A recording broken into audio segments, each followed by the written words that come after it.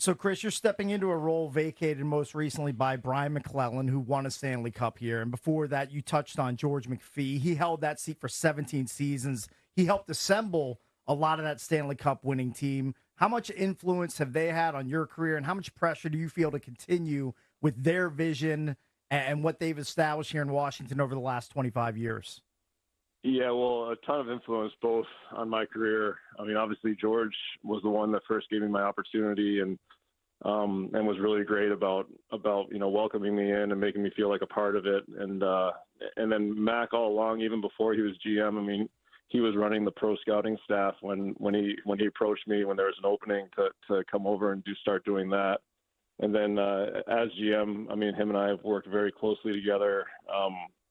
On everything, team related.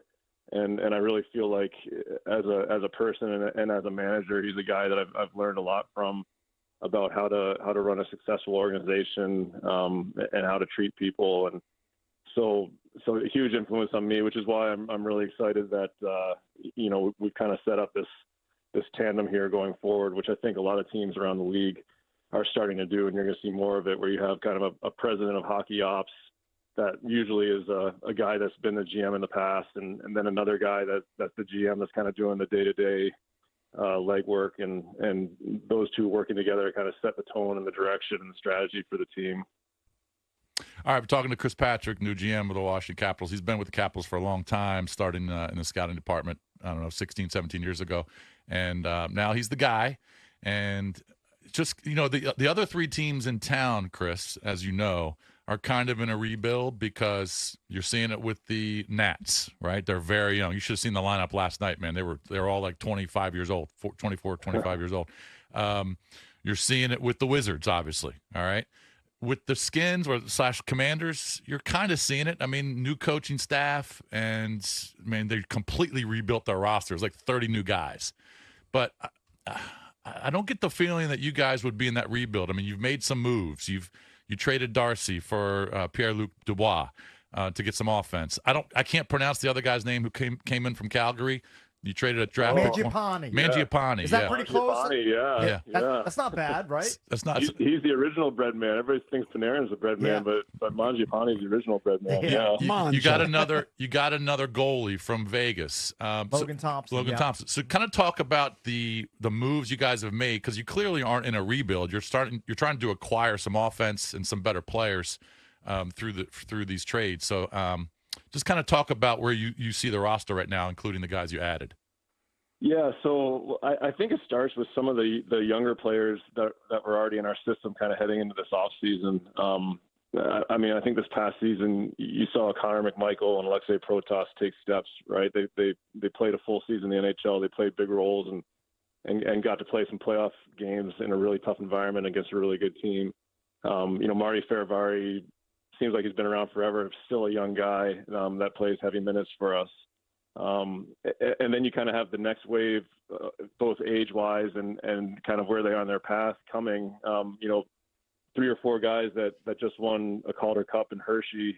For some of them, their second one in a row, which we think it gives them huge experience as far as being good NHLers. And then the last 2 drafts we've had, I think, have been very good. We got Ryan Leonard, 8th overall 2 years ago.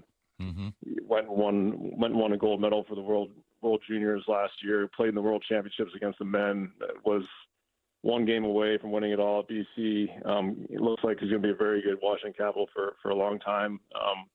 Really like where we ended up at the draft this year. So we have kind of 4 or 5 layers of prospects coming, where we feel like if these guys develop the way we think they can, they're going to be good NHLers. So when a guy like Pierre-Luc Dubois becomes available, for us, it was, there was obviously risk involved with the contract and how his game was in LA this year. But I know there was, including us, at least 15 teams last year that would have signed up for that contract with him. And we're trying to get in on him.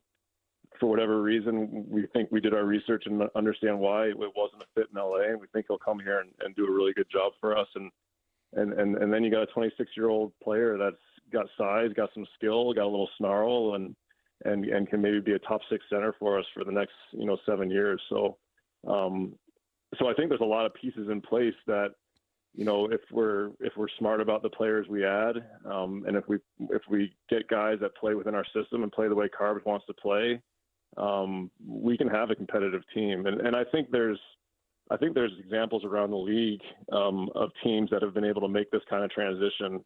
I think if you look in the conference finals this year, both Florida and Dallas are teams that, they made a lot of changes and built around a core that was either aging or just hadn't had the supporting players around them to have success.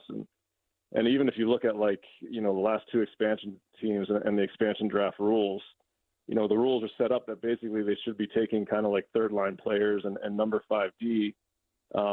But in both cases, they were able to build teams that were playoff caliber teams within 1 or 2 years of their existence. So I think my point is, I think there's a lot of players out there. There's a lot of good players out there that if you're smart about the people you add and they work within your system, you can have a competitive team without having to completely tear it down and go through the pain of trying to get a number 1 pick and hoping you get a number 1 pick and hoping it's the right guy in the right year. And then, building up from there. Right. So, We're joined by Chris Patrick, Capitals' new general manager. You touched on Ryan Leonard. How do Caps fans curb their enthusiasm for him? Because he's the shiny toy, he's the top 10 pick. They want to see him up with the big club, but you want to give him some seasoning in Hershey. You want him to get a taste of that, bring him up. How do Caps fans manage their expectations for such a high pick like that? Yeah, and you can see why they get excited. He's a guy that's the fans just watched him this past week at our development camp, and he's always on. Everything's a competition. Mm-hmm. He wants to be the best. He wants to be the guy that wins. And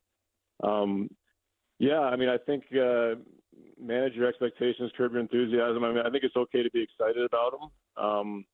But it is hard. As much success as he's had, up to this point in his career. This is the best league in the world, and these guys are really good at what they do, and they can make a lot of good players get pretty humbled pretty quickly. So, I think like any young player, he's going to have his ups and downs and his, getting acclimated to the league. But he certainly, once he gets there and once he's comfortable, I think he'll be a pretty good player for us.